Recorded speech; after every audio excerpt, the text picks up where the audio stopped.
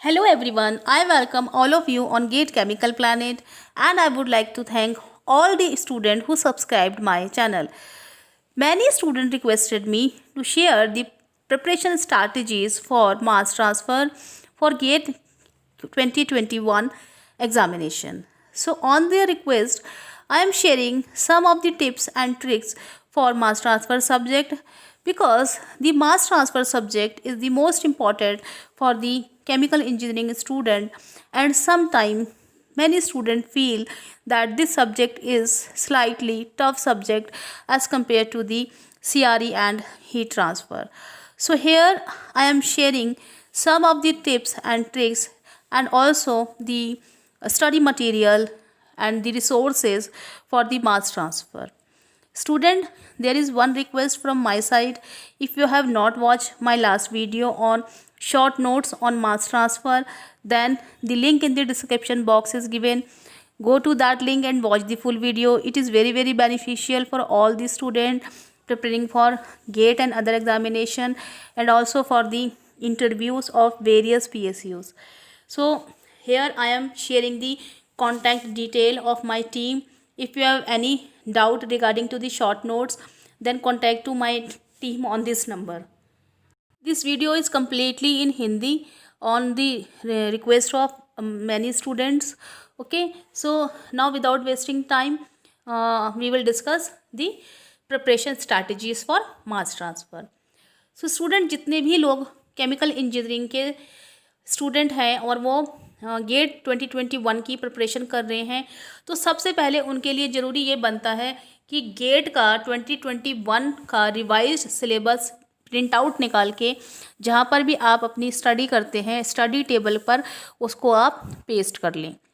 यहाँ पर मास transfer subject के रिगार्डिंग मैं आपको एक बात बताना चाहूँगी कि यहाँ पर मेम्ब्रेन सेपरेशन प्रोसेसेस को ऐड किया गया है। मेम्ब्रेन सेपरेशन प्रोसेसेस में microfiltration, ultra filtration processes, nano filtration और रिवर्स ऑस्मोसिस पहले मास ट्रांसफ़र का पार्ट नहीं थे, बट अभी इनको ऐड किया गया है। तो यहाँ पर मैं आप लोगों को बताना चाहूँगी कि मेम्ब्रेन सेपरेशन प्रोसेसेस पर मैंने 2 वीडियोस बनाए हैं। आप वहाँ पर लिंक पर जाके ये दोनों वीडियोस देख सकते हैं। इन दोनों वीडियोस को मैंने बहुत ही डिटेल में बनाया है। थ्योरी पोर्शन भी ऐड किया हुआ है और न्यूमेरिकल पोर्शन भी मैंने ऐड किया हुआ है, और शॉर्ट नोट्स भी मैंने प्रिपेयर कर दिए हैं मास ट्रांसफ़र 1 के लिए। यहाँ पर मैंने जो शॉर्ट नोट्स आप लोगों को दिए हैं वो मैंने यहाँ तक आप लोगों को दे दिए हैं। Heat and mass transfer analogies, ये पूरे पोर्शन को हम मास ट्रांसफ़र 1 के अंडर रखते हैं जो डिफ्यूज़न का पार्ट है। तो यहाँ तक मैंने आप लोगों को शॉर्ट नोट्स दे दिए हैं और फर्दर मैं नोट्स बना रही हूँ। आप लोग मेरे शॉर्ट नोट से पढ़ सकते हैं अगर आप गेट की प्रिपरेशन सीरियसली कर रहे हैं। तो अब मैं आपसे डिस्कस करूँगी कुछ टेक्स्ट बुक। बहुत सारे यूनिवर्सिटीज़, NITs, IITs और सेंट्रल यूनिवर्सिटीज़ हैं जहाँ पर ट्रिबॉल को टेक्स्ट बुक रखा जाता है। तो कुछ स्टूडेंट्स ये फील करते हैं, बात हुई है मेरी बच्चों से जो मेरे स्टूडेंट्स भी रहे हैं, कि मैम ट्रिबॉल से हम लोगों को थोड़ा सा लैंग्वेज की दिक्कत आती है। तो उन सभी स्टूडेंट्स के लिए और जो तैयारी कर रहे हैं अभी, मैं एक बात ये बताना चाहूँगी कि जो भी प्रॉब्लम आती है वो केवल आपको 10-15 दिन की आती है। जब आप एक बार बुक पढ़ने की आदत डाल लेते हैं तो फिर आप हैबिचुअल हो जाते हैं, और ट्रिबॉल से अच्छी कोई भी बुक जो है मास ट्रांसफ़र के लिए अवेलेबल नहीं है। ठीक है, तो आप ट्रिबॉल से ज़रूर पढ़िए, एक बार आप ट्रिबॉल को ज़रूर पढ़िए। ट्रिबॉल को मैं कब रेकमेंड करती हूँ? ट्रिबॉल को मैं तब रेकमेंड करती हूँ when students are in 3rd year. जो स्टूडेंट अभी 3rd ईयर में जस्ट आए हैं उनके लिए ट्रिबॉल को पढ़ना बहुत ज़रूरी है, क्योंकि उनके लिए कंसेप्ट डेवलप करना बहुत ज़रूरी है at this time. Theoretical concept एक बार जब डेवलप हो जाएंगे तो आपके जितने भी न्यूमेरिकल्स हैं वो सारे ईजिली सॉल्व हो जाएंगे। Treybal and McCabe Smith both books are very good for building the concept and command on the theoretical portion. ट्रिबॉल को पढ़ना और मैकैब स्मिथ को पढ़ना एक बार इसलिए भी बनता है क्योंकि कई बार गेट के एग्ज़ाम में डायरेक्ट कंसेप्ट बेस्ड क्वेश्चन आ जाते हैं, पूछ लिए जाते हैं। तो अगर आपका कंसेप्ट क्लियर है तो आप उन क्वेश्चन का आंसर बहुत ही ईजिली कर सकते हो। इसलिए मैं यहाँ पर कहूँगी कि अगर आप ट्रिबॉल को टेक्स्ट बुक नहीं भी बनाना चाहते तो आप जब थर्ड ईयर में जैसे ही आते हो या सेकेंड ईयर में भी अगर आप 5th सेमेस्टर के स्टूडेंट हैं, अभी सॉरी थर्ड ईयर में अगर आप हैं, तो थर्ड ईयर वाले जितने भी स्टूडेंट अभी थर्ड ईयर में आए हैं वो एक बार ट्रिबॉल ऑफ मैकैब स्मिथ से रीडिंग जरूर लगाएं। ठीक है, तो ये सारी चीज़ें मैंने आपको बता दी कि टेक्स्ट बुक बहुत सारी जगह पे ट्रिबॉल है और मैकैब स्मिथ भी फॉलो की जाती है, as a textbook follow की जाती है। कुछ टॉपिक्स मैकैब स्मिथ में बहुत अच्छे दिए हैं। ठीक है, इसके बाद यहाँ पे मैंने पिक्चर भी ऐड कर दिया है ताकि आप लोग जो है यहाँ से पहचान सकें कि कौन सी बुक मास ट्रांसफ़र की ट्रिबॉल है और ये आपकी है मैकैब स्मिथ। मैकैब स्मिथ का 7th एडिशन अभी अवेलेबल है और ट्रिबॉल का मैंने अभी तक 3rd एडिशन ही देखा है, मेरे पास 3rd एडिशन ही है, तो मैं 3rd एडिशन से ही आपको कोई भी प्रॉब्लम बता सकती हूँ। एक और बुक है आपकी जिसको टेक्स्ट बुक बनाते हैं बहुत सारी यूनिवर्सिटीज़ में और बहुत सारे NITs IITs में, ये जीन कोपलिस जो है इससे पढ़ाया जाता है। और transport processes and unit operation की जीन कोपलिस बुक जो है ये बहुत ही अच्छी बुक मानी जाती है।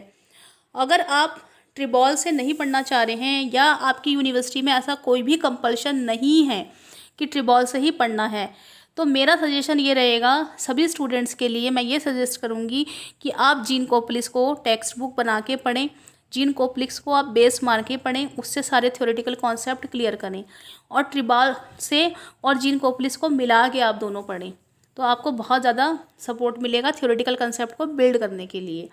ठीक है, एक और बुक आती है principle of mass transfer and separation by BK Dutta. ये वाली जो बुक है इससे मैंने अपने टाइम पे नहीं पढ़ा था, हमने अपने टाइम पे ट्रिबॉल से और जीन कोपलिस से और मैकैब स्मिथ से पढ़ा था क्योंकि हमारे टीचर वही रिकमेंड करते थे।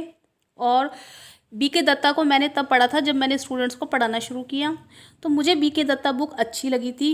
BK दत्ता बुक की एक ख़ास बात यह है कि इसमें जो सीक्वेंस है वो बहुत अच्छा है, जो टॉपिक्स हैं वो सीक्वेंस वाइज हैं, चैप्टर्स सीक्वेंस वाइज हैं और आपको न्यूमेरिकल्स सॉल्व करने के लिए बहुत अच्छे प्रॉब्लम्स यहाँ से मिल सकती हैं।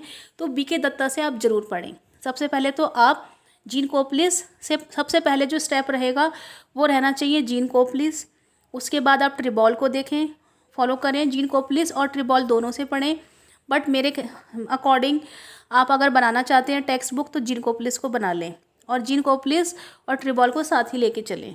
ठीक है, और उसके बाद जो आपको बुक चाहिए होगी न्यूमेरिकल्स के लिए चाहिए होगी, तो आप न्यूमेरिकल्स के लिए BK दत्ता को फॉलो कर सकते हैं। ये इसका पिक्चर है BK दत्ता का, इसमें न्यूमेरिकल्स आपको बहुत अच्छे मिल जाएंगे और न्यूमेरिकल्स जीन कोपलिस में भी बहुत अच्छे दिए हुए हैं, तो आप यहाँ से नंबर ऑफ़ क्वेश्चन जो है इन दोनों बुक से प्रैक्टिस कर सकते हैं। ठीक है, These 2 books are excellent for practice solved questions as well as to develop the concept of numerical solving। तो ये जो बुक्स हैं ये बहुत अच्छी बुक्स हैं दोनों, जीन कोपलिस और आपकी BK दत्ता। ठीक है, तो यहाँ पे क्या है कि मैंने ये रिकमेंड किया था कि अगर आप थर्ड ईयर में हैं और बिल्कुल आप पढ़ना चाह रहे हैं, अपने कंसेप्ट बिल्ड करना चाह रहे हैं, आपको कम्युनिकेशन को लेके अगर कोई भी प्रॉब्लम नहीं है, आपको अच्छे से इंग्लिश समझ में आ रही है, तो आप ट्रिबॉल को टेक्स्ट बुक बना लो। अगर कोई भी दिक्कत आ रही है और आपके कॉलेज में कंपल्शन नहीं है कि आपको ट्रिबॉल को ही रखना है, तो फिर आप जीन कोपलिस को टेक्स्ट बुक बना लो और BK दत्ता और जीन कोपलिस से मिला के न्यूमेरिकल सॉल्व कर लो, वो आप लोगों के लिए बेनिफिशियल रहेगा। बट यहाँ पर मैंने एक रिकमेंडेशन दिया था कि जो थर्ड ईयर के स्टूडेंट्स हैं, जैसे ही वो थर्ड ईयर में आते हैं वो ट्रिबॉल से ज़रूर पढ़ें क्योंकि उनके पास बुक स्टडी करने का काफ़ी टाइम रहता है। लेकिन जो स्टूडेंट फाइनल ईयर में ऑलरेडी अभी आ चुके हैं या फिर पास आउट हो चुके हैं या ड्रॉपर्स हैं, तो उनके पास अभी इतना ज़्यादा टाइम नहीं होगा, तो वो क्या कर सकते हैं कि वो जीन कोपलिस से पढ़ के और BK दत्ता और जीन कोपलिस को मिला के उनके न्यूमेरिकल्स को सॉल्व कर सकते हैं। ठीक है, तो ये मैं रिकमेंड करती हूँ कि स्टूडेंट जो अभी फाइनल ईयर में हैं और जो पास आउट हो गए हैं उनके लिए ये बुक से पढ़ना बेनिफिशियल रहेगा। ठीक है, तो मैंने सारी चीज़ें आप लोगों को क्लियर कर दी कि कौन से ईयर में आपको कौन सी चीज़ें पढ़नी चाहिए। ठीक है, अब हम आएंगे कुछ रेफरेंस बुक्स पर। इसके अलावा भी जब आप टेक्स्ट बुक और रेफरेंस बुक से पढ़ लेते हैं तो कुछ चीज़ें ऐसी होती हैं कि आपको रेफरेंस बुक की ज़रूरत पड़ती है। तो यहाँ पर मैंने एक बुक ऐड की हुई है हीट एंड मास ट्रांसफ़र की, यूनिस ए सेंजिल। सेंजिल जो बुक है वो आपकी बहुत ही अच्छी बुक है कंसेप्ट को डेवलप करने के लिए। तो आप इसको साइड बाय साइड पढ़ सकते हैं जब आप अपनी टेक्स्ट बुक पढ़ रहे हों और आपको किसी टॉपिक से रिलेटेड कोई ज़्यादा नॉलेज चाहिए है, या आपको ऐसा लग रहा है कि आपका ये वाला टॉपिक जो है उसमें ज़्यादा अच्छा नहीं दिया है, तो आप इस बुक को पढ़ सकते हैं। अदरवाइज़ सेंजिल को जो मैं रिकमेंड करती हूँ, सेंजिल को मैं इंटरव्यूज़ के लिए बहुत रिकमेंड करती हूँ। तो आप साइड बाय साइड अपने इंटरव्यू के क्वेश्चन इससे प्रिपेयर कर सकते हैं। जब आप अपनी टेक्स्ट बुक पढ़ते हैं तो आपको कोई ना कोई 1-2 रेफरेंस बुक भी फॉलो करनी चाहिए, जिससे आपको आपके कंसेप्ट और ज़्यादा जो है वो बिल्ड हो सके। तो ये बुक बहुत अच्छी है, आप इससे देख सकते हैं।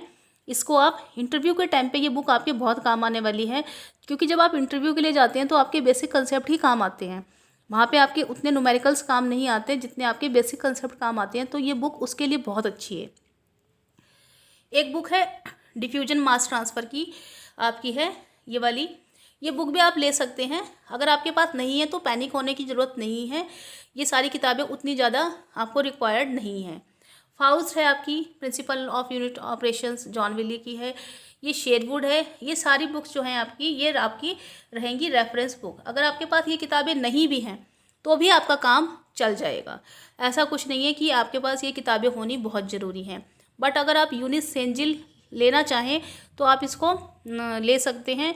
अगर आपको अवेलेबल है अपने फ्रेंड से ले सकते हैं, नहीं तो आप अमेज़ॉन से इसको परचेज़ भी कर सकते हैं अगर आप चाहें तो। ये सारी बुक्स जो हैं ये अमेज़ॉन पे अवेलेबल हैं। अगर आपके पास नहीं है, अगर आप नहीं ख़रीदना चाह रहे हैं, आप अभी 3rd ईयर या 2nd ईयर के स्टूडेंट्स हैं, तो आपको अपनी बुक्स ज़रूर ख़रीदनी चाहिए। आपके पास हार्ड कॉपी होनी चाहिए। हार्ड कॉपी से ही आप लोगों को अपनी प्रिपरेशन करनी चाहिए। अगर नहीं है तो आप ले लीजिए, और अगर अवेलेबल हैं तो आप जो है वो मेरे से भी मांग सकते हैं। मैं आपको टेलीग्राम पे शेयर कर दूंगी। टेलीग्राम पे आप मेरा चैनल ज्वाइन कर सकते हैं। टेलीग्राम पे मैं अपना जो है बुक्स का मटेरियल, जो भी मेरे पास बुक्स अवेलेबल है वो मैं शेयर करती हूँ, ठीक है। तो यहाँ पर मैं कुछ बुक्स आपको बताना चाहूँगी, books for newly added topics in mass transfer. क्योंकि आप सभी लोगों को पता है कि मास ट्रांसफ़र में अभी सेपरेशन प्रोसेसेस को ऐड किया गया है, मेम्ब्रेन सेपरेशन प्रोसेसेस को ऐड किया गया है। तो यहाँ पर मेम्ब्रेन सेपरेशन प्रोसेस के लिए मैं एक बुक आपको बताना चाहूँगी जो बहुत अच्छी है, वो है सीडर, हैंडलेस सीडर नाम से आती है ये बुक। सेपरेशन प्रोसेस प्रिंसिपल्स की ये बुक बहुत अच्छी है, और इसमें जो सेपरेशन प्रोसेसेस दिए हैं, मेम्ब्रेन सेपरेशन प्रोसेसेस दिए हैं, बहुत ही डिटेल में दिए गए हैं। और इसी बुक से मैंने अपने वीडियोस जो हैं रिकमेंड किए हैं। इसी बुक से पढ़ के मैंने अपने वीडियोस को बनाया भी है। तो आप इस बुक को फॉलो कर सकते हैं। अदरवाइज़ आप मेरे वीडियोस देख सकते हैं। जो भी मेरे नोट्स बनाए हैं वो मैंने इन्हीं किताबों से बनाए हैं, ठीक है। और यहाँ पे जो अदर बुक्स मैंने दी हैं वो केवल मैंने आपको इसलिए दी है ताकि आप और किताबों के नाम जानें। इसका मतलब ये नहीं है कि आपके पास ये सारी किताबें होनी ज़रूरी हैं। अगर आपको सीडर अवेलेबल हो जाती है तो ठीक है, अदरवाइज़ आप अपनी कॉलेज के टीचर से या किसी ऑनलाइन टीचर से आप हेल्प ले सकते हैं। मेरे से आप हेल्प ले सकते हैं। मैंने जो वीडियोस बनाए हैं उससे आप देख सकते हैं। अगर कोई दिक्कत आती है तो आप कमेंट कर सकते हैं। यहाँ पर इसेंशियल प्रैक्टिस बुक्स जो होती हैं वो बहुत ज़रूरी हैं। देखिए स्टूडेंट, क्या होता है कि जब आप टेक्स्ट बुक से पढ़ के अपना कंसेप्ट क्लियर कर लेते हैं, आपके सारे टॉपिक क्लियर हो गए, आपने रेफरेंस भी देख लिया, आपने सारे टॉपिक्स को एक बार पढ़ लिया और उसके बाद समझ लिया, तो बात आती है न्यूमेरिकल्स को करने की, कि न्यूमेरिकल्स की प्रैक्टिस करने के लिए आपके पास बुक्स होनी अवेलेबल ज़रूरी है, ठीक है। तो यहाँ पर एक बुक मैं बहुत रिकमेंड करूँगी इस बुक को आप ख़रीद लीजिए। अगर आपके पास अवेलेबल है तो अच्छी बात है। अगर आप नए स्टूडेंट हैं, 2nd year 3rd year 4th year के स्टूडेंट हैं और आपके पास ये बुक नहीं है, तो आप इसको परचेज़ करके इसको हार्ड कॉपी में ही पढ़ो। ये किताब इतनी अच्छी है कि आप इसको क्वेश्चंस जो है इससे प्रैक्टिस कर सकते हैं। M Subbu and Nagarajan, gateway to chemical engineering, heat and mass transfer की वॉल्यूम 3 है। एम सुब्बू की एक और बुक आती है, insight into the chemical engineering. वो तो सारे सब्जेक्ट की है, लेकिन ये जो बुक है आपकी, ये हीट एंड मास ट्रांसफ़र की वॉल्यूम 3 है। ये बहुत अच्छी बुक है। इसमें काफ़ी अच्छे क्वेश्चंस दिए हुए हैं जिससे आप प्रैक्टिस कर सकते हैं मास ट्रांसफ़र के लिए। सेकेंड प्रैक्टिस बुक जो मैं रिकमेंड करूँगी वो है आपकी objective type question and answer in chemical engineering by doctor Ram Prasad. ये वाली बुक है वो।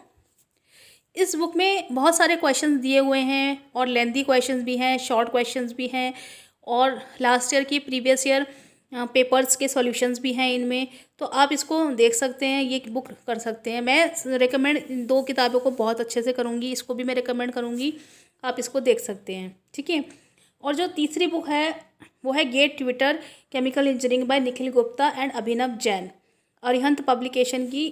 इस बुक को मैंने पढ़ा है, इन तीनों ही बुक्स को मैंने पढ़ा हुआ है, अपने आप से मैंने पढ़ा है, इसलिए मैं बता रही हूँ कि इन सब में अगर आपके पास किसी एक को ख़रीदना हो तो आप एम शुभू की तरफ जाइए, एम शुभू को आप परचेज़ कर लीजिए, ठीक है। एम शुभू से ही सफिशेंट हो जाएगा, क्योंकि ऐसा होता है कि अगर अवेलेबल है तो अच्छी बात है, अगर नहीं है तो फिर आपको किसी दूसरी बुक की तरफ जाना पड़ता है। तो अगर आपको एम शुभू मिल जाती है तो फिर आपको ज़रूरत नहीं है किसी भी और तरफ जाने की, ठीक है।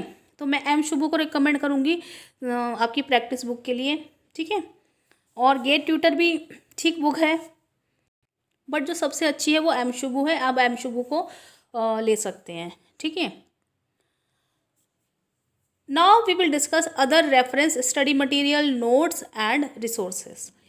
तो यहाँ पर मैंने एक चीज़ और, जब मैंने बच्चों को पढ़ाया और बाद में मैंने प्रिपरेशन भी की, तो मैंने यहाँ पे एक चीज़ देखी कि हमारे टाइम पे नैपटेल के वीडियो अवेलेबल नहीं थे। नैपटेल के वीडियोस अब बहुत अच्छे अवेलेबल हो गए हैं ऑनलाइन प्लेटफॉर्म पे, तो आप नैपटेल के वीडियो लेक्चर्स को प्रिफ़र कर सकते हैं।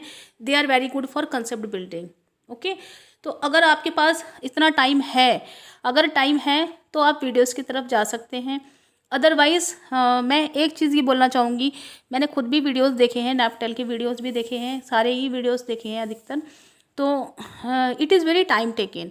अगर आपके पास ऐसा है कि आप 3rd ईयर के स्टूडेंट हैं या 2nd ईयर से आपने प्रिपरेशन शुरू कर दी है, मास ट्रांसफ़र पढ़ने लग रहे हैं, तब तो आपके पास टाइम है, आप वीडियोस देख सकते हैं, नैपटेल की वीडियो देख सकते हैं। अदरवाइज़ आप जो आपकी टेक्स्ट बुक है आप उनसे पढ़ो, उनसे अगर कोई ऐसा टॉपिक है जो समझ में नहीं आ रहा है बिल्कुल भी, तो आप वीडियो की तरफ फिर जा सकते हैं, ठीक है।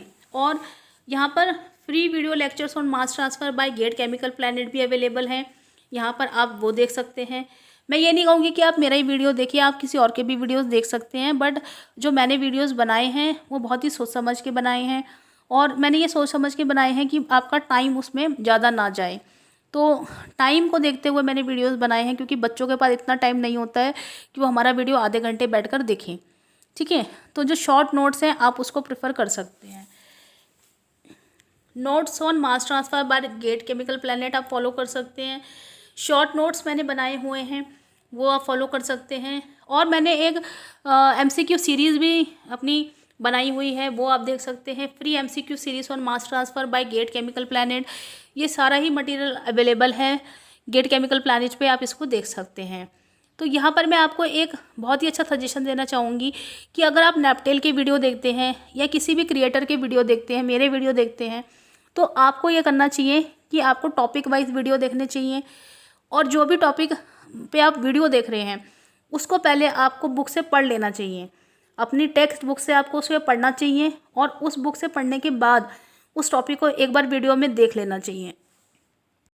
और अगर आप वीडियो देख रहे हैं तो आपको केवल वीडियो खाली बैठ के देखना नहीं है, आपको उस टॉपिक को, क्योंकि आपने एक बार पढ़ लिया है तो आपको उस टॉपिक के बारे में एक कॉमन आइडिया मिल गया है, तो आप जो वीडियो देख रहे हैं उस वीडियो को देखते देखते अपने लेक्चर नोट्स खुद बनाइए। इससे आपका क्या होगा, आपको याद रहेगा वो टॉपिक, और वो टॉपिक इतना क्लियर हो जाएगा कि आप उस पर जितने भी न्यूमेरिकल्स हैं उसे लगा सकते हैं। तो जितने भी प्लेटफॉर्म हैं जिनमें वीडियोस अवेलेबल हैं उनमें नैपटेल के वीडियोस मुझे अच्छे लगे हैं, इसलिए मैंने नैपटेल के बारे में आप लोगों को बोला। नैपटेल के वीडियो वाकई बहुत अच्छे हैं, आप वहाँ पर जा सकते हैं। और जो मेरे वीडियोस हैं वो मैंने टाइम को देखते हुए बनाए हैं कि बच्चों के पास टाइम कम रहता है, तो वो कम टाइम में कैसे बहुत ज़्यादा नॉलेज को गेन कर सके, तो इसमें आप मेरी वीडियोस देख सकते हैं। लिंक मेरा डिस्क्रिप्शन बॉक्स में दिया हुआ है, आप देख सकते हैं। तो यहाँ पर मैं एक चीज़ और कहना चाहूँगी कि जब आपने अपने जितने भी मास ट्रांसफ़र से रिलेटेड टॉपिक हैं, जो लोग अभी तैयारी कर रहे हैं, उनकी टेक्स्ट बुक तो कंप्लीट हो ही चुकी है, रेफरेंस और नोट्स उन्होंने अपने सारे देख लिए होंगे अभी तक। तो मैं उनसे ये कहना चाहूँगी कि जो बच्चे अब तैयारी कर रहे हैं गेट 2021 एग्जामिनेशन के लिए, तो उनके सारे कंसेप्ट ऑलरेडी मुझे लगता है क्लियर ही हो गए होंगे, और उन्होंने अपने नोट्स भी बना लिए हैं। कुछ लोगों ने मेरे शॉर्ट नोट्स भी देखे हैं। तो मैं यहाँ पे कहूँगी कि अब जो मोस्ट इम्पॉर्टेंट टाइम है आपके लिए वो ये है कि आप इस टाइम में 3 चीज़ें अपनी कर लें। 3 चीज़ें आप लोगों के लिए बहुत बेनिफिशियल होने वाली हैं, ठीक है, क्योंकि आप सब कुछ पढ़ चुके हो। अब आपके लिए जो ज़रूरी है वो है प्रीवियस ईयर के क्वेश्चन पेपर को लगाना। जो आपको मैंने ये प्रैक्टिस बुक्स बताई हैं, एम शुभू बताई है, राम प्रसाद मैंने आप लोगों को बताई, इन किताबों में जो लास्ट ईयर के पेपर्स दिए हुए हैं, आप इन लास्ट ईयर के पेपर्स को ज़रूर लगाएं। कभी कभी क्या होता है कि जब हमारे कंसेप्ट क्लियर होते हैं, जब हमने रेफरेंस और टेक्स्ट बुक को बहुत ही अच्छे से पढ़ा होता है, टेक्स्ट बुक को बेसिकली हमने अच्छे से पढ़ा होता है, तो हमारे कंसेप्ट इतने क्लियर हो जाते हैं कि हम प्रीवियस ईयर के क्वेश्चंस को आराम से लगा सकते हैं, ठीक है। तो एटलीस्ट 15 से 20 साल के जो आपके पेपर्स हैं वो अगर आप लगाना शुरू करेंगे तो मैं आपको ये गारंटी देती हूँ कि आपकी अंडर 100 रैंक जो है वो आ सकती है। तो यहाँ पर अंडर 100 लाने का कोई ऐसा प्रेशर नहीं होगा, लेकिन ज़रूरी ये होगा कि जब आप पढ़ रहे हो तो उसका कुछ आउटपुट आना ज़रूरी होता है। तो यहाँ पर क्या है कि 15 से 20 साल के जब आप पेपर देखेंगे तो आपका इतना क्लियर हो जाएगा कि आप कोई भी क्वेश्चन जो है उसे लगा सकते हैं। तो इसीलिए जो प्रीवियस ईयर के क्वेश्चंस हैं उनको आप ज़रूर लगाइए। इस समय पे आपके पास जो भी टाइम है आप उसमें प्रीवियस ईयर के क्वेश्चन लगाइए, क्योंकि अधिकतर जो भी टॉपिक्स हैं वो आप पढ़ ही चुके हैं। तो आपके पास जितना भी टाइम है आप प्रीवियस ईयर के क्वेश्चन को दीजिए। और जो दूसरी इंपॉर्टेंट चीज़ है वो है आपका रिवीजन। देखो, गेट में अच्छी रैंक लाने के लिए आपके कंसेप्ट क्लियर होना, प्रीवियस ईयर का क्वेश्चन लगाना, ये तो इम्पॉर्टेंट है ही, लेकिन साथ में साथ जो आपने शॉर्ट नोट्स बनाए हैं, फुल नोट्स वो आपने बनाए हैं, माइक्रो नोट्स और मिनी नोट्स जो आप अपने बनाते हो, उन नोट्स का रिवीजन करना बहुत इंपॉर्टेंट होता है। रिवीजन जो होता है आपको करना पड़ता है, revise some topic regularly, some weekly and some topic monthly. कुछ ऐसे टॉपिक्स होते हैं जो जिनसे क्वेश्चन आना ही आना है, तो उनका जो फॉर्मूला है उसको आप बार बार रिवाइज करते रहो। रिवीजन होता रहेगा तो आपको ये याद रहेगा कि हाँ भाई ये वाला फॉर्मूला हमको लगाना है, क्योंकि कई बार क्या होता है कि फॉर्मूला बहुत जल्दी मिस हो सकता है। तो आपको उसका जो रिवीजन है वो तो बार बार करते रहना है। जो न्यूमेरिकल बेस्ड क्वेश्चन होते हैं उनको आपको फॉर्मूले को, उनके जो डेरिवेशंस होते हैं, वो जो फाइनल निकाल के हमने शॉर्ट नोट्स में लिखे रहते हैं, वो आपको बार बार रिवाइज करते रहना चाहिए, ठीक है। जितने भी आपके टॉपिक्स हैं उसको आप रिवाइज करते रहिए। रिवीजन से क्या होगा कि आप न्यूमेरिकल्स को ईजिली सॉल्व कर सकते हैं। और यहाँ पे जो थर्ड इम्पॉर्टेंट चीज़ है जो आपको इस समय लेना बहुत ज़रूरी है वो है आपकी टेस्ट सीरीज़। टेस्ट सीरीज़ जो होती हैं they are very important to provide the exam environment. यानी कि जब आप टेस्ट सीरीज ज्वाइन करते हो तो आपको एक एग्ज़ाम फेस करने का एनवायरनमेंट भी मिलता है। आपके पास ये क्लियर हो जाता है कि हाँ भाई अब मुझे 3 घंटे में पेपर को कैसे अटैम्प्ट करना है। Practising the virtual calculator, virtual calculator की प्रैक्टिस के लिए भी टेस्ट सीरीज़ बहुत इंपॉर्टेंट होती है। और avoid the mistakes in exam, आपको ये पता चल जाता है टेस्ट सीरीज ज्वाइन करने से कि आपको पेपर को कैसे सॉल्व कैसे करना है, क्वेश्चंस को आपको कौन से क्वेश्चन को पहले सॉल्व करना है, कौन से क्वेश्चन में आप बाद में सॉल्व करने के लिए आप कंफर्टेबल हो। तो आपका जो एक कंफर्ट जोन है क्वेश्चन को सॉल्व करने का, वो आपको पता चलता है जब आप टेस्ट सीरीज़ को लेते हो। तो टेस्ट सीरीज जो होती हैं वो कितने टाइप्स की होती हैं ये बताना ज़रूरी है। कुछ टॉपिक वाइज टेस्ट सीरीज़ होती है, सब्जेक्ट वाइज टेस्ट सीरीज़ है और आपकी फुल लेंथ टेस्ट सीरीज़ है। तो इस समय पे जो टाइम है अभी आपके पास उसमें आप सब्जेक्ट वाइज टेस्ट सीरीज़ ले सकते हैं। और ये आपकी प्रिपरेशन पे डिपेंड करता है कि आप कौन से टाइप की सीरीज़ लेना चाहते हैं। बस आप टेस्ट सीरीज़ लेकिन आपको फॉलो करनी चाहिए, लेनी चाहिए। जो अदर कोचिंग इंस्टीट्यूट्स हैं, ऑनलाइन इंस्टीट्यूट्स हैं, अगर आपको कहीं से पता चलता है कि उसकी टेस्ट सीरीज़ इंपॉर्टेंट है, अच्छी है, तो आप उसकी टेस्ट सीरीज़ लेके आप अपनी प्रिपरेशन को और भी ज़्यादा स्ट्रॉन्ग कर सकते हैं। क्योंकि टेस्ट सीरीज़ को ख़रीदने में आपको कुछ पैसे देने पड़ते हैं। तो मैं यहाँ पे ये कहना चाहूँगी कि जब भी आप टेस्ट सीरीज़ को परचेज़ करते हैं तो बहुत ही ध्यान से परचेज़ कीजिए और अपनी जो आपकी प्रिपरेशन लेवल है उसको देखते हुए ही आप टेस्ट सीरीज़ को परचेज़ कीजिए। बट टेस्ट सीरीज़ आप लीजिए, ज़रूर लीजिए, उससे आपको बेनिफिट बहुत होता है। आपको आपकी मिस्टेक्स पता चलती हैं, उन मिस्टेक्स को आप लिख सकते हैं, उनको फर्दर आप अवॉइड कर सकते हैं। अगर आपको पता चल जाता है कि आपकी कौन कौन सी मिस्टेक्स हो रही हैं, आपको कौन सा क्वेश्चन पहले अटैम्प्ट करना है, कौन सा क्वेश्चन बाद में अटैम्प्ट करना है, आप किस में ज़्यादा कंफर्टेबल हो, ये आपको पता चल जाता है टेस्ट सीरीज़ से। ठीक है, तो मेरा तो सजेशन ये रहेगा कि आप टेस्ट सीरीज़ ज़रूर लो। अगर किसी भी क्रिएटर की या ऑनलाइन सीरीज़ अवेलेबल है तो आप उसके साथ जा सकते हो। ठीक है, अब मैं आपको बताऊंगी कि कोई भी पेपर निकालने के लिए जो मोस्ट इम्पॉर्टेंट चीज़ होती है वो ये सारी चीज़ें तो रहती है। आपकी प्रिपरेशन कितने लेवल की है, आपने टेक्स्ट बुक कितनी पढ़ी, रेफरेंस बुक कितनी पढ़ी, आपने कितनी टेस्ट सीरीज़ ली हुई है, ये तो है ही इम्पॉर्टेंट। लेकिन कई बार ऐसा होता है कि आपका जो एटीट्यूड होता है वो बहुत ज़रूरी होता है। The attitude during the preparation is very important. तो यहाँ पर मैंने कुछ पॉइंट्स लिखे हुए हैं जो मैं आपको पढ़ के बताऊंगी और फिर थोड़ा सा और डिस्कशन करेंगे। Avoid oily diets. Oily diets लेने से क्या होता है कि स्टूडेंट जब आप ऑयली डाइट्स लेते हैं, जैसे कि अभी तो आप लोग अपने घर पे हैं सभी लोग, तो शायद आप लोग प्रॉपर डाइट्स ले सकते हैं। तो जब आप ऑयली डाइट्स लेते हैं तो 1-2 घंटे पढ़ने के बाद ही आपको नींद आने लग जाती है। तो इसलिए मैं हमेशा ये कहूँगी कि अगर आप किसी भी एग्ज़ाम की प्रिपरेशन कर रहे हो तो आप जो है पोटैटोज़, पूड़ी, इन सब चीज़ों से बहुत दूर रहिए। इनसे आपको बहुत नींद आने वाली है, ये चीज़ मैंने फील की हुई है। इसीलिए जो बच्चे तैयारी कर रहे हैं वो ये ऑयली डाइट से दूर रहें। और जो ओट्स हैं, हाईली फाइबरस डाइट्स होती हैं, उनको रेगुलर इंटरवल्स में लीजिए। ऐसा मत कीजिए कि एक ही बार बहुत सारा खाना खा लिया और उसके बाद फिर आप सोचें कि हाँ अब हमें नहीं खाना पड़ेगा, हमारा टाइम वेस्ट होगा खाना खाने में। तो ऐसा मत करिए, आप रेगुलर इंटरवल्स में 2-3 घंटे में आप ये सारी डाइट्स लीजिए। फ्रूट्स लीजिए आप, ठीक है, कर्ड्स आप ले सकते हैं, लेकिन आप कोई भी ऑयली डाइट मत लो। इससे आपकी क्या होगा, प्रिपरेशन पे जो आपका टाइम है उस पर असर पड़ता है, तो आपको बहुत ज़्यादा नींद आने लग जाती है। तो इसको आप अवॉइड कीजिए। और फिर क्या है कि एक होता है आपका स्लीप साइकिल, इसको आप मेंटेन करिए। स्लीप साइकिल करने का मतलब ये है कि कुछ स्टूडेंट्स क्या होते हैं, कभी तो वो 2 बजे तक रात में पढ़ रहे हैं, कभी वो 10 ही बजे सो जा रहे हैं, फिर कभी वो सुबह जल्दी उठ जा रहे हैं, 6 बजे उठ के तैयारी शुरू कर रहे हैं, और कभी वो जब 2 बजे सो रहे हैं तो वे 9 बजे उठ रहे हैं। तो जब भी आप प्रिपरेशन करते हैं तो आपको अपना एक साइकिल मेंटेन करना चाहिए, स्लीप साइकिल बोलते हैं उसको।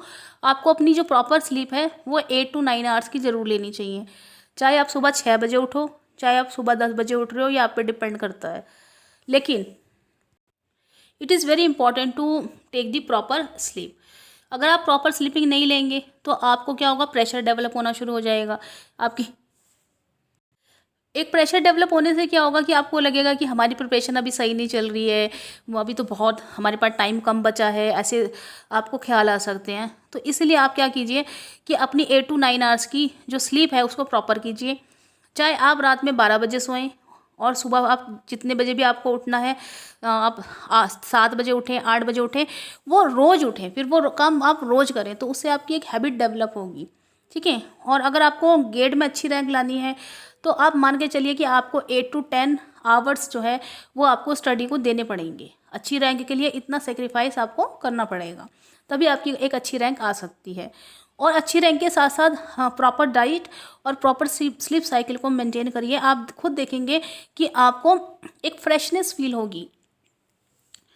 और यहाँ पर मैं एक चीज़ और कहना चाहूँगी, अवॉइड नेगेटिव फ्रेंड्स।